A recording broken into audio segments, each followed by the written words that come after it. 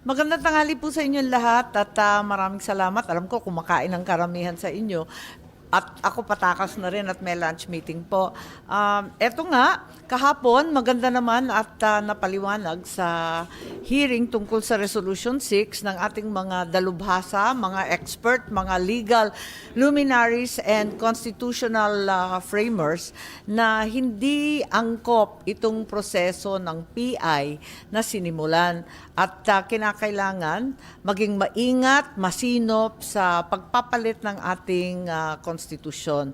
So marami tayong opinion na narinig, isang nakakaintriga na hiwalayin na yung economic provisions, wag nang ilagay sa ating saligang batas, kundi isang tabi upang madali ng paltan tuwing may problema, tuwing may pagbabago at para ma-updated siya lagi at mas madali ng paltan sa pamamaraan ng pangkaraniwang batas. Pero syempre, marami sa amin nanganganib pa rin ang sitwasyon para sa akin. Halimbawa, dahil ayaw naman natin na halimbawa paltan ng paltan ang pagmamay-ari ng lupa.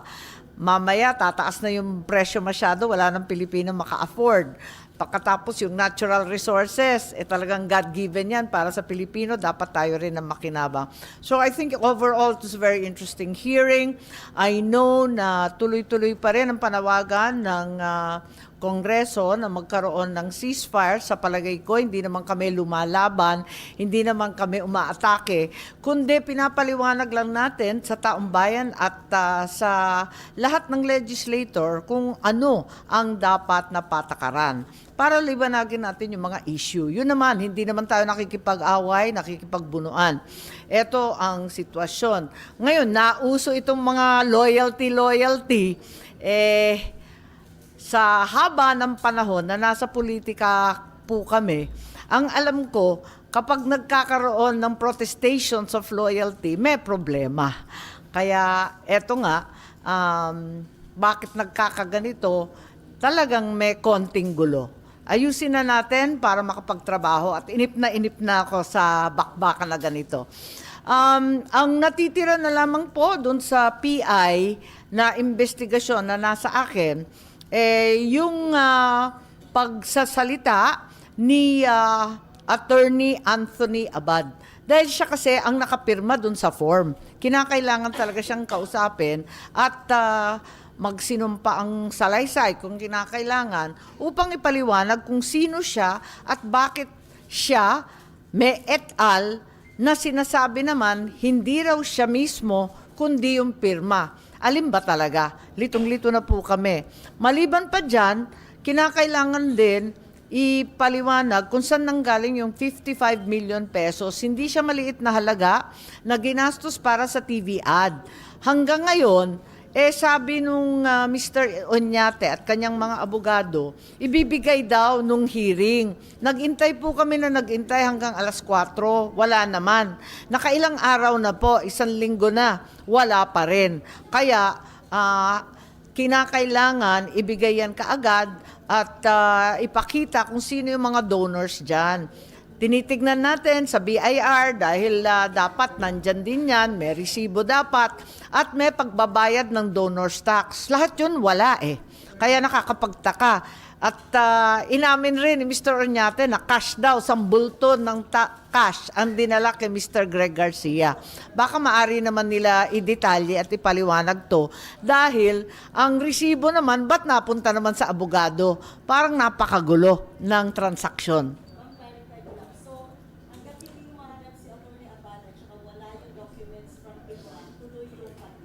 Well, kinakailangan tapusin yan kasi hiniling yan ng ating minority leader and I think it's but fair that it be provided.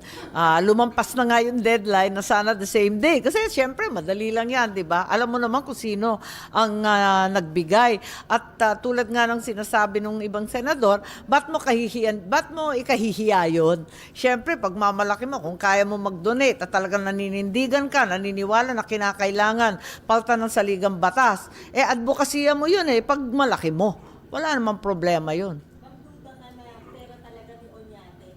Hindi ko alam. Ang inamin lang niya, kalahati daw nung 55 million, nanggaling sa kanya. Tinatanong nga, saan galing yung isang kalahati? Yun lang naman. Hindi ko kilala si Mr. Oñate. Palagay ko, nakita ko na rin yan kung saan-saan. Subalit, hindi ko rin alam kung saan nanggagaling ang pera niya, kung ano negosyo niya, at bakit siya may kakayahan mamigay lamang ng basta ng napakalakihing halaga.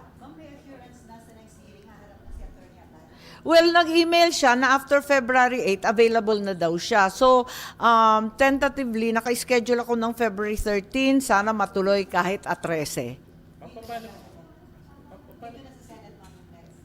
I think so. I think that we should conduct Senate business as a general rule within the Senate grounds. Pero nagkakagipitan nga sa kwarto as usual. Paano po mariresolve yung naging palitan ng salita ng House at Senate regarding the PI? Kasi kahapon nga po nagpasa na ng resolution yung House. Tahimik naman kami sa Senado. Tuloy-tuloy lang ang trabaho. Ako, anxious naman ako na matapos na yung PI na yan. Si Senator Angara, nag-umpisa na, kasama ni Senator Robin, nag-umpisa na sila dun sa Resolution 6. So sa pakiwari ko, tuloy-tuloy lang kami. Ngayon, yung nagbibigay pa ng taning na kailangan daw matapos by Holy Week, narinig naman natin yung ating mga justices. Talaga naman sinabi nila, wag naman madaliin. Hindi naman ganun kasimple yung saligang batas. At ngayon, tayo nagbabayad sa mga kakulangan dahil pinaspas nga, rinatsyada nga, yung ibang probisyon ng 1987. Matuto na tayo sa nangyari noon. Wag natin madaliin. Sana, hanggat kaya, mahabol, sabi.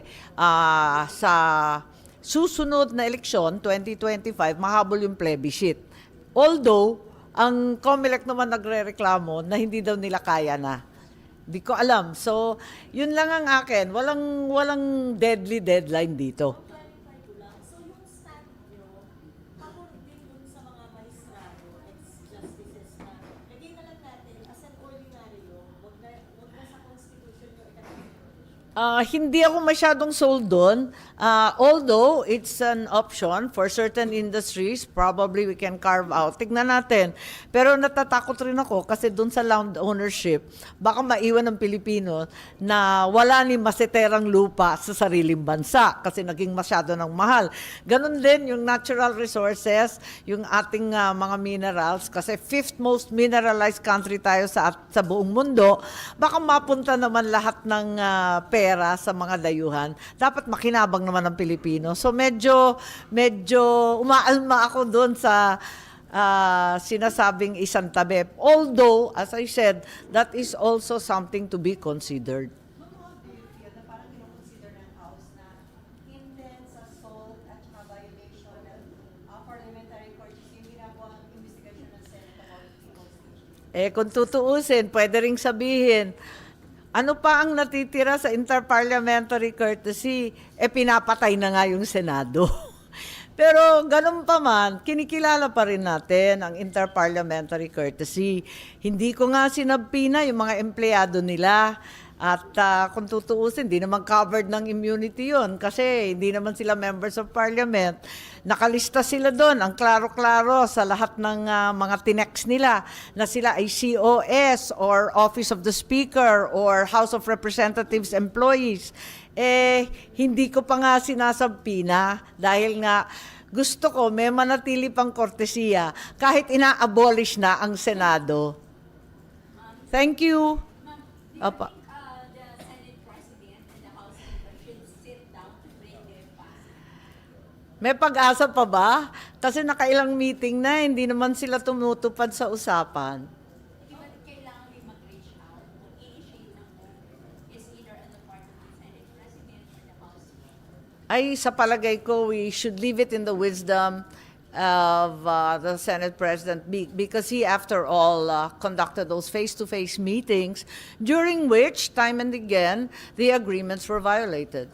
Last na lang. Sabi ni former Senators Drilon and Soto, dapat si Presidente na lang mag-chief. Sa palagay ko, siya na nga nag-mediate early in January, yung kauna-unahan Resolution 6, hindi naman tinupad, kaya bigo ang Senado. Isang tao na may bit-bit na baril, di ba? The one who carries firearms. Bakit walang firearms? Nakakapagtaka. So, dapat matching yun. Ano? Kung may 26,000, dapat at least 26,000 rin yung baril o lampas pa. Kasi yung isang sundalo, may dalawa, tatlo, may personal, may MI, may kung ano-ano. So, nagtataka talaga ako sa kakarampot na baril na nadali nila. At napakabagal 5 years na, nasa 60+% pa lamang ng kanilang target. Samantalang yung deadline, halos isang taon na lamang. Dapat kasi sila matapos before the 2025 election. Mahahabol pa kaya yung 40% na yan? Yun ang katanungan ko. Okay. 6,000 ma'am, binibigyan na yung 100,000 each, di ba? O, nabibigyan daw ng 100,000 each. Although, marami akong naririnig, unang-una, na yung mga combatant, hindi daw totoong combatant yun, matatanda daw, at hindi naman daw lumaban. Tapos, yung 100,000, marami akong naririnig na hindi nga natatanggap ng buo, maraming kaltas, at yun nga, yung mga baril na puros kalawag na lamang daw ang sinusurrender. Kaya maraming duda at haka-haka tungkol dito sa decommissioning effort. And I believe it's very, very important, lalo sa panahong to na nakikita natin, may usapin na naman ng Independent Mindanao. Importante po to. So, thank you. I have to go.